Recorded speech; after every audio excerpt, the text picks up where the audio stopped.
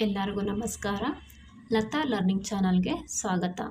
ಈ ಒಂದು ವಿಡಿಯೋದಲ್ಲಿ ಉತ್ತಮ ರಾಜನನ್ನು ಹೇಗೆ ಆಯ್ಕೆ ಮಾಡುತ್ತಾರೆ ಎಂಬುದನ್ನು ಈ ಕಥೆಯಲ್ಲಿ ನೋಡೋಣ. ಬಹಳ ವರ್ಷಗಳ ಹಿಂದೆ ಅರೇಬಿಯಾದ ದೂರದ ಒಂದು ರಾಜ್ಯದಲ್ಲಿ ಒಬ್ಬ ವಯೋವೃದ್ಧ ರಾಜನು ವಾಸಿಸುತ್ತಿದ್ದನು. ಅವನಿಗೆ ಜಾಸ್ಮಿನ್ ಎಂಬ ಸುಂದರ ಮಗಳಿದ್ದಳು. ರಾಜ ಮತ್ತು ರಾಜಕುಮಾರಿ ತಮ್ಮ ಪ್ರಜೆಗಳ ಮೇಲೆ ಅಪಾರ ಪ್ರೀತಿ ಹೊಂದಿದ್ದರು. ರಾಜನಿಗೆ ಗಂಡು ಮಕ್ಕಳು ಇರಲಿಲ್ಲ. ಆದ್ದರಿಂದ ತನ್ನ ಮಗಳನ್ನು ವಿವಾಹವಾಗುವ ವ್ಯಕ್ತಿಗೆ ತನ್ನ ರಾಜ್ಯವನ್ನು ನೀಡಲು ಅವನು ನಿರ್ಧರಿಸಿದನು.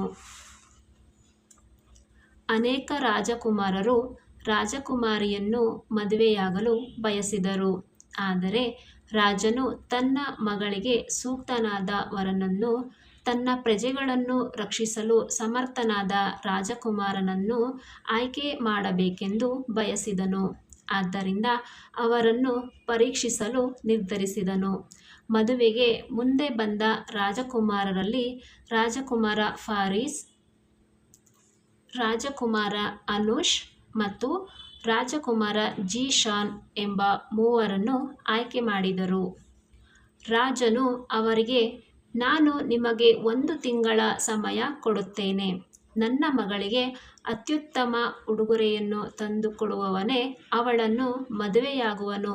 ಆದರೆ ಆ ಉಡುಗೊರೆ ನನ್ನ ರಾಜ್ಯಕ್ಕೂ ಉಪಯುಕ್ತವಾಗಿರಬೇಕು ಎಂದು ಹೇಳಿದನು.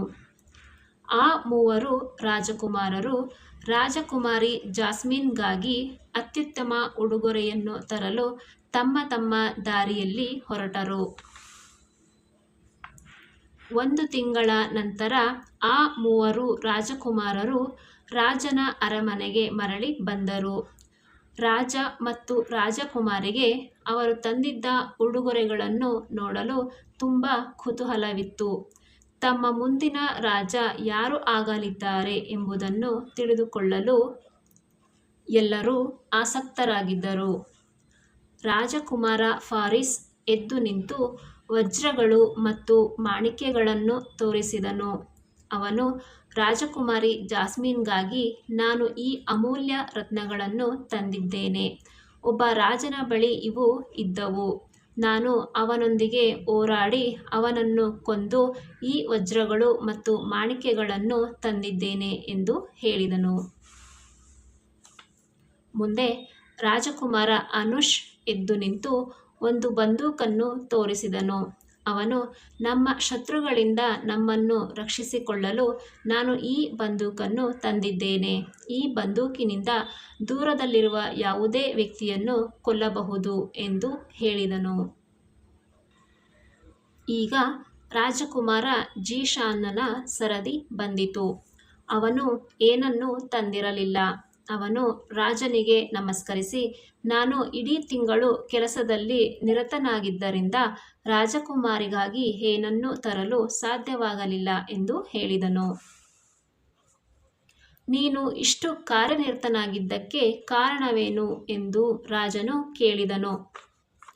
ರಾಜಕುಮಾರನು ವಿನಯದಿಂದ, ನನ್ನ ಪ್ರಭು, ನಮ್ಮ ನೆರೆಯ ರಾಜ್ಯದಲ್ಲಿ ಒಂದು ಗ್ರಾಮವಿದೆ. ಕೆಲವು ಕಳ್ಳರು ಆ ಗ್ರಾಮಕ್ಕೆ ನುಗ್ಗಿ ಅಲ್ಲಿನ ಗ್ರಾಮಸ್ಥರ ಹಸುಗಳು ಮತ್ತು ಧಾನ್ಯಗಳನ್ನು ಕದ್ದುಕೊಂಡು ಹೋದರು. ನಾನು ಆ ಕಳ್ಳರ ಮೇಲೆ ದಾಳಿ ಮಾಡಿ ಹಸುಗಳು ಮತ್ತು ಧಾನ್ಯಗಳನ್ನು ಗ್ರಾಮಸ್ಥರಿಗೆ ಹಿಂದಿರುಗಿಸಿದೆನು. ನಂತರ ಆ ಕಳ್ಳರನ್ನು ರಾಜನಿಗೆ ಒಪ್ಪಿಸಿ ತನ್ನ ಪ್ರಜೆಗಳನ್ನು ರಕ್ಷಿಸುವಂತೆ ವಿನಂತಿಸಿಕೊಂಡೆನು ಎಂದು ಉತ್ತರಿಸಿದನು. ನಂತರ ರಾಜನು ಹೇಳಿದನು, ಮೊದಲ ರಾಜಕುಮಾರನು ಕೇವಲ ಸಂಪತ್ತಿನ ಬಗ್ಗೆ ಮಾತ್ರ ಯೋಚಿಸುತ್ತಾನೆ. ಎರಡನೆಯ ರಾಜಕುಮಾರನು ತನ್ನನ್ನು ತಾನು ರಕ್ಷಿಸಿಕೊಳ್ಳಲು ಬಯಸುತ್ತಾನೆ. ಆದರೆ ಮೂರನೆಯ ರಾಜಕುಮಾರನು ಧೈರ್ಯಶಾಲಿಯೂ ದಯಾಳುವೂ ಆಗಿದ್ದಾನೆ. ಅವನು ನನ್ನ ರಾಜ್ಯ ಮತ್ತು ಪ್ರಜೆಗಳನ್ನು ರಕ್ಷಿಸಬಲ್ಲನು. ಆದ್ದರಿಂದ ಅವನು ನನ್ನ ಮಗಳನ್ನು ಮದುವೆಯಾಗಿ ನನ್ನ ರಾಜ್ಯವನ್ನು ಆಳಲಿ. ಅರಮನೆಯಲ್ಲಿದ್ದ ಎಲ್ಲ ಜನರು ರಾಜನ ನಿರ್ಧಾರದಿಂದ ಬಹಳ ಸಂತೋಷಪಟ್ಟರು. ರಾಜನು ಚಿರಾಯುವಾಗಲಿ, ರಾಜಕುಮಾರ ಜೀಶಾನ್ ಚಿರಾಯುವಾಗಲಿ ಎಂದು ಎಲ್ಲರೂ ಹರ್ಷೋದ್ಗಾರ ಮಾಡಿದರು.